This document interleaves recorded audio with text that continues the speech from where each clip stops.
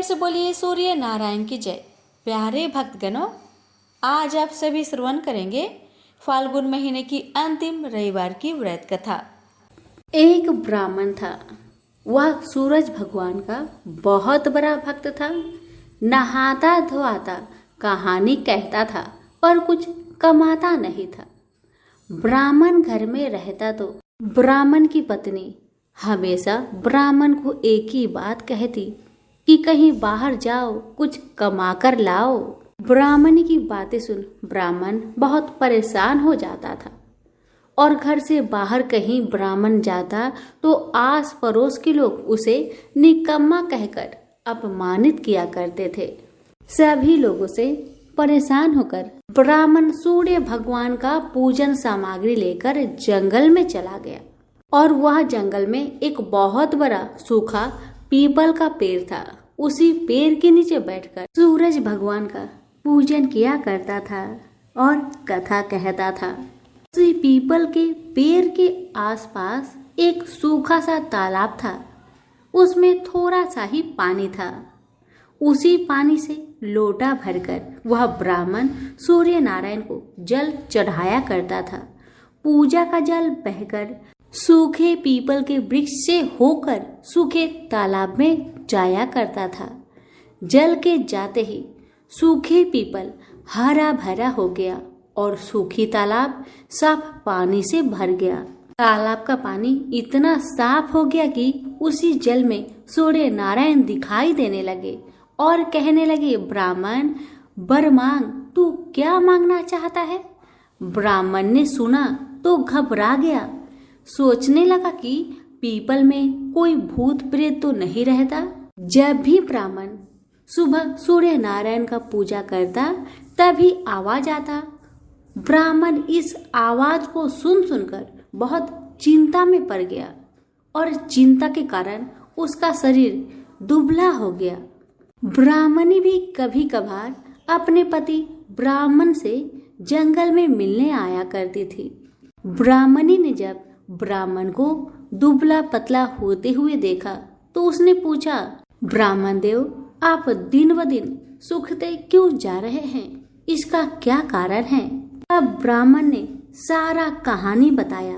तब ब्राह्मणी ने कहा कि आपकी पूजा के बाद ही आवाज आती है ना, मुझे तो ये लगता है कि सूरज भगवान स्वयं ही आते हैं। मुझे लगता है सूर्य नारायण आपके व्रत से प्रसन्न है। वह आपको वरदान देने के लिए आते हैं। इसलिए इस बार जब भी आपको आवाज आए तो आप घबराइएगा मत, कुछ भगवान से मांग लीजिएगा। ब्राह्मणी की बातें सुन ब्राह्मण बोला, मैं कैसे मांगू और क्या मांगू? मुझे मांगना तो आता ही नहीं। अगर ज्यादा कुछ मांगना हो तो कहीं कुछ भूल जाओ तो, इसलिए तुम ही कुछ ऐसा उपाय बताओ जिससे मैं एक ही बार में सारा कुछ मांग लूं। ब्राह्मण की बातें सुन ब्राह्मणी ने उत्तर दिया, ब्राह्मण देव, जब भी सूर्य भगवान आपसे वरदान मांगने को कहे तब आप इस प्रकार से कहना, 9 खांडे महल के अंदर सोने के पालने में पर पोते को दास दासियों द्वारा खिलाते अपने आंखों से देखो। इस प्रकार लंबी उम्र, महल, बेटे पोते, पर पोते और धन सब मिल जाएगा। क्योंकि जब धन होगा तभी तो सोने का पालना दास दासियां होंगे और आंखें घुटने ठीक होंगे, और तभी तो पर पोते को सोने के पालने में झूला झूला सकेंगे और देख सकेंगे।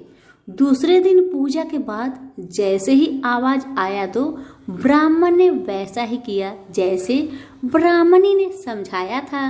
ब्राह्मण ने हाथ जोड़कर सूर्य भगवान से प्रार्थना किया, हे सूर्य नारायण, अगर आप मेरे पूजा से प्रसन्न है तो मुझे वर दीजिए कि 9 खांडे महल के अंदर सोने के पालने में पर पोते को दास दासिया द्वारा खिलाते अपनी आंखों से देखो। ब्राह्मण की बातें सुन सूरज भगवान ने कहा, देखने में तो ब्राह्मण सीधा साधा भोला भाला लगता है, पर एक ही बार में सब मांग लिया। सूरज भगवान ने कहा, जा तेरी इच्छा पूरी हो, जो तुमने मांगा तुम्हें अवश्य मिलेगी। ब्राह्मण जंगल से घर आया तो देखा कि उसकी टूटी हुई झोपड़ी की जगह एक नौखंडा महल खड़ा है। दास दासी आ और जा रहे थे। ब्राह्मण ने उनसे कहा, यहाँ मेरी झोपड़ी और बूढ़ी ब्राह्मणी रहती थी, वो कहाँ गई, क्या तुम्हें पता है? इतने में ही उस नौखंडे महल के दरवाजे से एक सुंदर औरत गहनों और सुंदर कपड़ों से सजी हुई बाहर आई और ब्राह्मण से बोली, आ जाइए, अपना ही घर है। ये सब तो सूर्य नारायण का चमत्कार है, उन्होंने आपकी मनोकामना को पूर्ण कर दिया है। ब्राह्मण की बातें सुन ब्राह्मण ने कहा, हम इतने सारे धन का क्या करेंगे? ब्राह्मणी ने कहा, क्या नहीं हो सकता है, धन से क्या नहीं हो सकता है, दान पुण्य यज्ञ होम करेंगे। फिर ब्राह्मण ने वैसा ही किया जैसे ब्राह्मणी ने बताया था। अब सब राजा की जगह ब्राह्मण का गुणगान करने लगे। राजा ने ये सब सुनकर ब्राह्मण को बुलवाया और पूछा, कल तक तो आपको खाना भी नहीं मिलता था, आज ऐसा चमत्कार, इतना सारा धन दौलत आपके पास कहाँ से आया? कहीं चोरी करी है या फिर डाका डाला है? ब्राह्मण ने कहा, ये सब तो सूर्य नारायण की कृपा है, और अपनी सारी कहानी राजा को बता दिया कि जंगल में ब्राह्मण के साथ क्या क्या हुआ और कैसे उसने सूर्य नारायण से वरदान मांगा। ब्राह्मण की बातें सुन राजा ने कहा, मेरे पुत्र नहीं है तो मुझे क्या करना चाहिए? ब्राह्मण ने राजा को सूर्य भगवान की पूजा विधि बताई और कहा, महाराज आप भी सूर्य नारायण का व्रत करें, आपकी सारी मनोकामना सूर्य नारायण जरूर पूरी करेंगे। ब्राह्मण के बताए हुए नियम से राजा ने भी सूर्य नारायण का व्रत किया और सूर्य नारायण के व्रत के प्रभाव से राजा को भी पुत्र का प्राप्ति हुआ।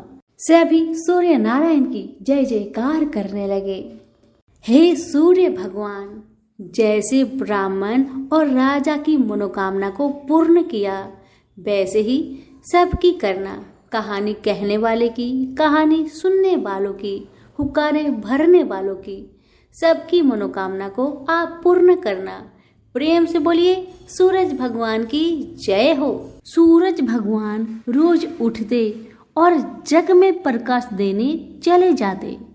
एक दिन भगवान को लगा कि राणा दे सुखती चली जा रही है, तो राणा दे से पूछा कि तुम्हारे मन में क्या है?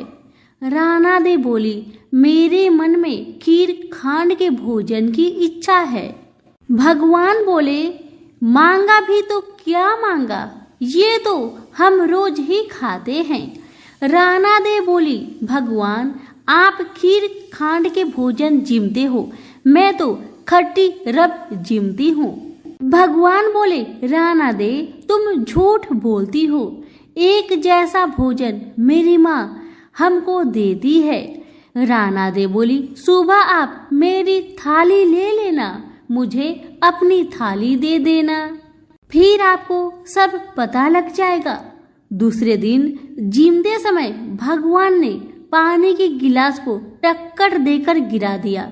माताजी बोली, तुम मत उठो, मैं दूसरा गिलास भर देती हूँ। माताजी गई, इतने में भगवान ने थालियाँ बदल दी। राणा दे ने तो जल्दी ही खीर खांड के भोजन कर लिए, पर सूरज भगवान को खट्टी राब भाई नहीं और थाली पर बैठे रहे। माताजी बोली, आज इतनी देर क्यों लगा दी? भगवान बोले, आज तो खीर खांड खट्टी लग रही है।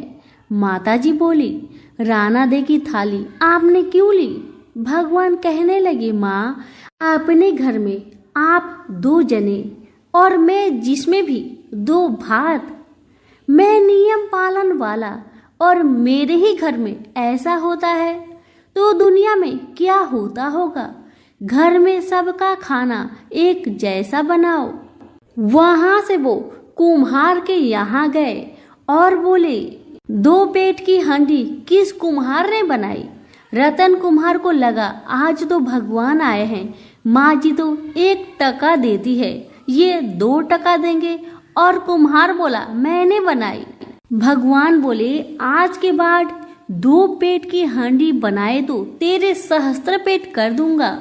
कुम्हार बोला, मेरा तो 1 पेट भरना मुश्किल है, सहस्त्र हो गए तो मैं क्या करूंगा। मैं अब 2 पेट की हांडी नहीं बनाऊंगा।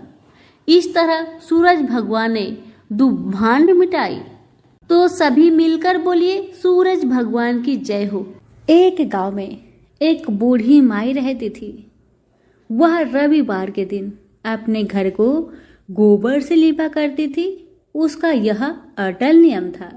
बुढ़िया माई रविवार के दिन भर निराहार व्रत रहकर शाम को अन्न निर्मित खाद्य तथा फल भगवान सूर्य देव को अर्पित करती तथा उस प्रसाद को सूर्य अस्त होने से पहले ही ग्रहण कर लेती। इसी नियम से प्रत्येक रविवार को पूजन करने के कारण थोड़े ही दिनों में बूढ़ी माई का घर धन धान्य से भरने लगा। उस बुढ़िया का आर्थिक दशा में प्रगति देखकर उसकी एक पड़ोसन उससे जलने लगी। उसकी पड़ोसीन अपने मन में सोचने लगी कि मेरी गाय की गोबर से लिपने पोतने के कारण ही बुढ़िया माई इतनी धनवान बन रही है। पड़ोसन के मन में आया कि अब बुढ़िया को अपने गाय का गोबर गलती से भी लेने नहीं दूंगी। इसी कारण से वह पड़ोसन अपनी गाय को घर के भीतर बांधना शुरू कर दी, जिस कारण से बूढ़ी माई को गोबर मिलना बंद हो गया। बेचारी बुढ़िया अब तो दूसरे रविवार के दिन अपना घर को गोबर से न लिप सकी, इसलिए बड़ी असुविधा हुई। अपने नियम में बाधा पड़ने के कारण वह बुढ़िया बहुत उदास हो गई। मानसिक चिंता के कारण बुढ़िया उस दिन भगवान सूर्य देव को कुछ भी अर्पित ना कर सकी और न तो स्वयं ही प्रसाद रूप में कुछ ग्रहण किया। शाम को वह भूखी प्यासी चिंतातुर अवस्था में सो गई। रात्रि में भगवान सूर्य नारायण ने उस बुढ़िया को सपने में दर्शन देकर दुख का कारण पूछा। तब बूढ़ी माई ने दुखी होकर कहा कि आज गोबर न मिलने के कारण मैं नियम अनुसार आपका पूजन न कर सकी। मेरा नियम भंग हो गया है। इसी एक बात से अत्यंत दुखी हूँ। बुढ़िया की बातों से दरियाद्र होकर सूर्य भगवान ने कहा, मैं तुम्हें एक गाय देता हूँ जिससे तुम्हारी इच्छा पूर्ण होगी। मैं तुम्हारे व्रत पालन की निष्ठा से अत्यंत प्रसन्न होकर तुम्हें वरदान देना चाहता हूँ, अर्थात अब से सदैव तुम्हारा घर धन पुत्र आदि से संपन्न रहेगा। इतना कहकर भगवान वहीं अंतर्ध्यान हो गए। सुबह उठने पर बुढ़िया ने अपने आंगन में एक बछड़े वाली गाय को देखा। रात्रि में देखे हुए सपने की बात बूढ़ी माई को याद आने लगी। बुढ़िया ने गाय को घर से बाहर बांधकर उसके चारे की व्यवस्था की। बूढ़ी माई के दरवाजे पर बंधी हुई गाय को देखकर उसी ईर्ष्यालु पड़ोसन के आश्चर्य का ठिकाना न रहा। उसी समय पड़ोसन क्या देखती है कि बूढ़ी माई के आंगन में जो गाय बंधी हुई है वह तभी गोबर करती है और वह गोबर सोने की होती है। इसे देखकर पड़ोसन की आंखें फटी की फटी रह गई। अब तो बूढ़ी माई के पड़ोसन ने उस सोने की गोबर के स्थान पर अपनी गाय का स्वाभाविक गोबर रखकर उसे उठा लिया, परंतु बूढ़ी माई को पड़ोसन की इस कपट चरण का भेद न जान सकी। बूढ़ी माई के इस अज्ञानता पर भगवान सूर्य देव ने विचार किया, मेरी गाय से इस बुढ़िया का उपकार नहीं हो रहा है। इसलिए भगवान ने अपनी माया से एक भयंकर तूफान उत्पन्न कर दिया, जिसके फलस्वरूप बड़े बड़े विशाल वृक्ष भी टूटकर भूमि पर गिरने लगे। इस विनाशकारी दृश्य को देखकर बूढ़ी माई ने अपने गाय को घर के भीतर बांध दिया। प्रातःकाल उस गाय से बूढ़ी माई को सोने की गोबर प्राप्त हुई। इसे देखकर बूढ़ी माई बहुत प्रसन्न हुई और वह उसकी सुरक्षा के लिए नित्य ही गाय को भीतर बांधती। बुढ़िया के सावधानी से अब उसकी पड़ोसन का कोई वश नहीं चलता था। एक दिन पड़ोसन ने बुढ़िया की गाय छीन लेने के उद्देश्य से एक चाल चली। उसने राजा के पास उपस्थित होकर राजा से निवेदन किया कि महाराज, मेरी पड़ोसन बुढ़िया के पास एक अद्भुत गाय है जो सोने की गोबर देती है, अतः वह गाय यदि महाराज आपके पास रहे तो उससे जनता का लाभ हो सकता है। राजा ने उसके प्रलोभन में आकर अपने सिपाहियों को आदेश दिया कि तुम लोग जाकर उस गाय को यहाँ ले आओ। सिपाहियों ने तुरंत आज्ञा का पालन किया।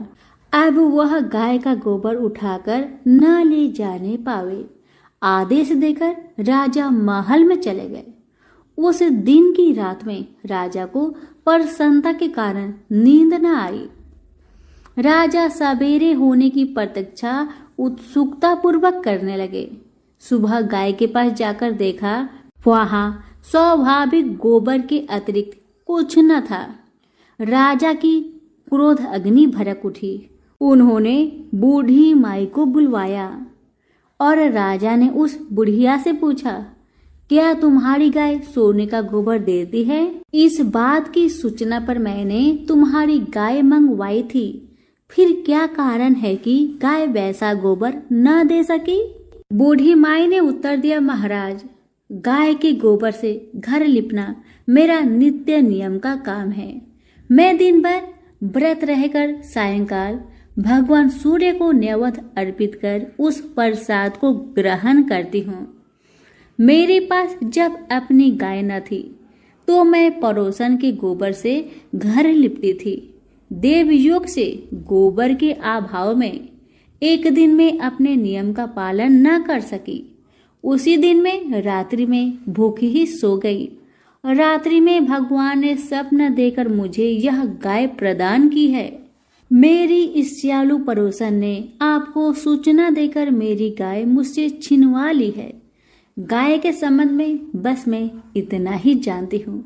बुढ़िया की बातों से संतुष्ट होकर राजा ने कहा, बूढ़ी माँ, मुझे क्षमा करो, मैं अज्ञानतावश तुम्हारी गाय मंगवा ली है। अब मैं तुम्हारी गाय तुम्हारे घर भेज देता हूँ। इस कार्य के निमित्त तुम्हारी पड़ोसन अपराधनी है और उसे इसका दंड मिलना चाहिए। अपनी गाय वापस पाकर बुढ़िया प्रसन्न होकर अपने घर को चली गई। इसके बाद राजा ने उसकी अपराधीन पड़ोसन को बुलाकर उसे उचित दंड दिया। उस दिन राजा ने अपने नगर में घोषणा करवा दी कि रविवार के दिन सभी नगरवासी दिन भर व्रत रहकर सूर्य देव का पूजन करें। राजा स्वयं भी रविवार व्रत के नियम का पालन करने लगा। व्रत के प्रभाव से राजा दिग्विजय करता हुआ अपने राज्य का विस्तार करने लगा। व्रत करने पर सूर्य भगवान प्रसन्न होकर उसे धन धान्य से, समृद्धि और संपूर्ण रोगों से मुक्त कर देते हैं। इस व्रत के प्रभाव से अंधे और कुष्ठी मनुष्य को विशेष लाभ होता है। हे सूर्य भगवान, जैसे आपने उस बूढ़ी माई पर अपनी कृपा बरसाई, वैसे ही आपकी कथा कहने वाले, हुक्कारे भरने वाले सभी पर अपनी कृपा बनाए रखे। तो प्रेम से बोलिए सूर्य नारायण की जय हो। गांव में एक माँ और उसकी बेटी दोनों सूरज भगवान का व्रत किया करती थी। एक बार की बात है, दिन थी रविवार। उस दिन माँ और बेटी दोनों जन सूर्य नारायण का व्रत कर रहे थे। तभी माँ ने अपनी बिटिया से कहा, बेटी, मैं पानी लेने जा रही हूँ, तू 2 रोट बनाकर रख लेना और रोट को एक छोटा बनाना और एक बड़ा बनाना, क्योंकि जब सूर्य भगवान का व्रत किया जाता है उस व्रत में बनाई हुई भोजन को नष्ट नहीं करना चाहिए। जितना बनाया जाता है उसे पूरा खाना ही चाहिए। इसीलिए माँ ने कहा, एक रोट बड़ा बनाना और एक रोट छोटा बनाना। बड़ा रोट माँ के लिए था और छोटा रोट बिटिया के लिए था। और माँ ने इतना भी कहा, बेटी रोट के आटे में नमक गलती से भी मत डालना, यह अलूना होता है। इतना कहकर माता तो पानी भरने चली गई और बिटिया रानी रोट बनाने लगी। तभी सूर्य भगवान ने मन में विचार किए कि इस बिटिया का मैं परीक्षा लेकर देखता हूँ। परीक्षा लेने के लिए भगवान एक साधु महाराज के भेष धारण करके बिटिया के पास चले आए और कहने लगे, भिक्षा देहि भिक्षाम देहि। साधु महाराज की बातें सुनकर बिटिया कहने लगी, बाबा मेरी माँ का रोट बन गया है, पर मेरा रोट अभी बना नहीं है। मैं बनाकर उसमें से आपको दे दूंगी। लड़की की बातें सुन बाबा कहने लगे, सुनो बेटी, जो रोट बन चुकी है उसी में से दे दो, नहीं तो मैं यहाँ से चला। आप बिटिया क्या करती? बाबा को खाली हाथ जाने नहीं देना चाहती थी, इसलिए अपनी माँ का रोट में से थोड़ा सा रोट तोड़कर बाबा को दे देती है। और उधर जब माँ पानी भर के वापस आई तो रोट को तोड़ा हुआ देखकर बहुत नाराज हुई और बोली, धिये बाई धिये दे, रोटा मायली कोर दे, माहरो दे पन सारो दे।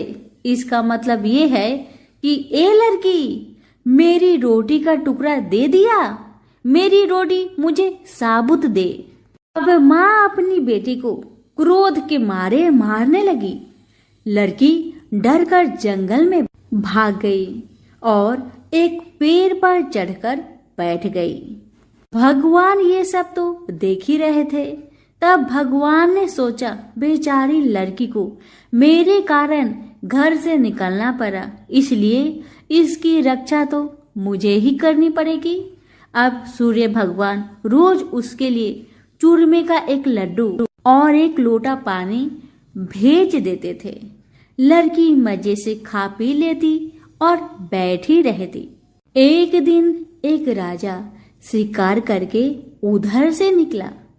थकान मिटाने के लिए उसी पेड़ के नीचे आराम करने रुका। राजा ने अपने सेवक से कहा, प्यास के मारे मेरी जान निकली जा रही है, चुल्लू भर अगर पानी मिल जाता तो मेरे प्राण बच जाते। पेड़ पर बैठी लड़की ने यह बात सुना तो उसने चुल्लू भर पानी डाल दिया। राजा ने पानी पी लिया। अब पानी पीने के बाद राजा फिर कहने लगे, अरे सेवक, आधी जान तो मेरी बच गई, और एक चुल्लू पानी मिल जाए तो और जो बाकी जान बची है वो भी बच जाए। लड़की ने फिर से एक चुल्लू पानी डाल दिया। राजा ने पी लिया। राजा को बहुत आश्चर्य हुआ। उसने अपने सेवक से कहा, ऊपर अवश्य कोई है, तू ऊपर चढ़ और देख कौन है। सेवक ऊपर चढ़ा तो उसे लड़की मिली। लड़की ने सेवक से कहा, भैया तुम ये स्वादिष्ट लड्डू खा और पानी पी लो, पर राजा को मेरे बारे में मत बताना। कह देना कि ऊपर कोई नहीं है। पता नहीं राजा मेरे साथ कैसा व्यवहार करेगा। सेवक भूख प्यास से परेशान था। उसने लड्डू खाया, पानी पिया और नीचे जाकर राजा से कह दिया कि ऊपर कोई नहीं है। राजा ने सेवक से कहा, तू ऊपर गया तब थका हुआ था और आया तो तरोताजा दिख रहा है। नहाया और खाया हुआ मनुष्य छिपता नहीं है। मुझे संशय हो रहा है। मैं खुद ऊपर जाकर देखता हूँ कि ऊपर है कौन। राजा पेड़ पर चढ़ा। वहां सुंदर सी ब्राह्मण कन्या को पाया। राजा ने कहा, डरो नहीं, तुम बहुत सुंदर हो, मेरे साथ चलो, मैं तुमसे विवाह करना चाहता हूँ। अब लड़की राजा के साथ चली गई। राजा ने उसके साथ विवाह कर लिया।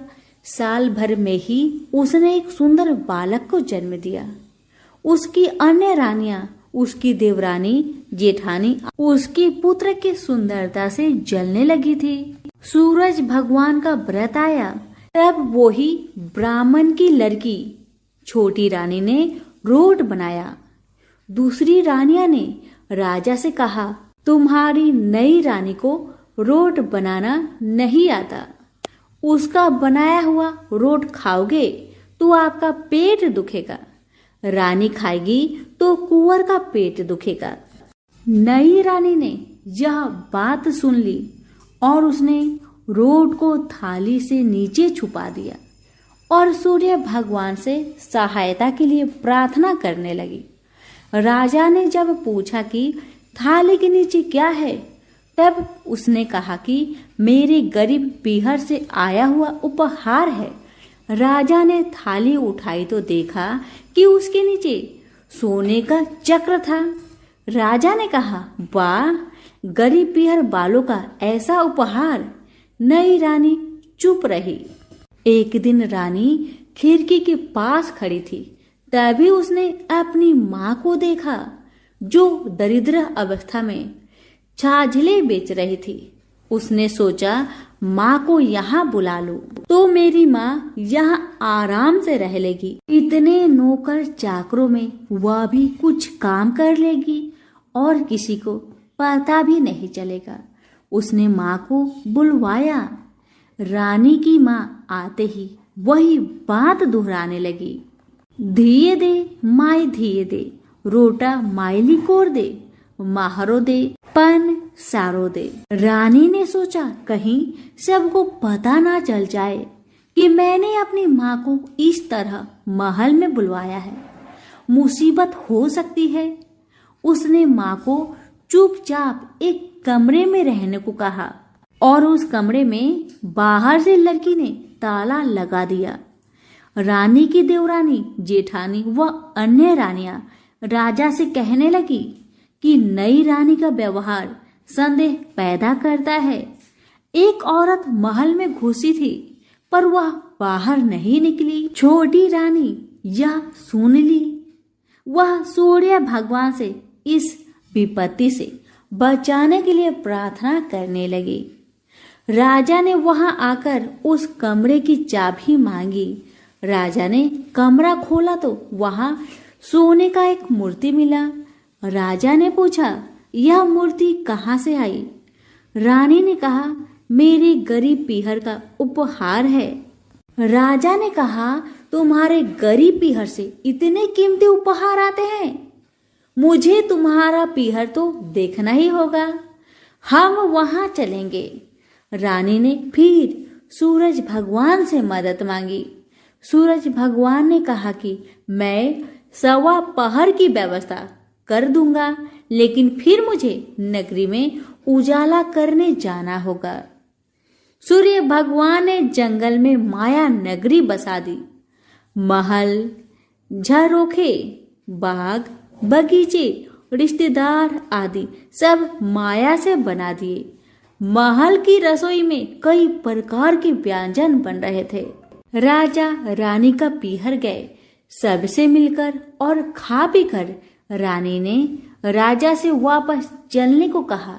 राजा ने कहा, इतना जल्दी क्या है, हम तो अभी आए हैं, थोड़ा आराम कर ले। रानी ने बड़ी मुश्किल से राजा को वापस चलने के लिए मना लिया और वे रवाना हो गए। थोड़ी दूर जाने के बाद राजा को ध्यान आया कि उनकी कटार वहीं रह गई है। राजा ने सेवक को कटार लाने भेज दिया। सेवक वहां गया तो देखा कि वहां जंगल के सिवा कुछ भी नहीं था। कटार झाड़ी में पड़ी थी। कटार लेकर सेवक आया और उसने यह सब राजा को बताया। राजा को पहले ही शक था। उसने तलवार निकाली और गुस्से में आकर रानी से सच बताने को कहा। रानी ने सब कुछ सच सच कह डाला और सूर्य भगवान की कृपा और मदद के बारे में भी बताया। यह सब सुनकर राजा बहुत प्रसन्न हुए और रानी को सूरज रोट का व्रत अच्छे से करने को कहा। रानी का मान और बढ़ गया। हे सूरज भगवान, जैसा सुख उस लड़की को मिला वैसा ही सुख यह कहानी कहने और सुनने वालों को भी प्राप्त हो। तो प्रेम से बोलिए सूरज भगवान की जय।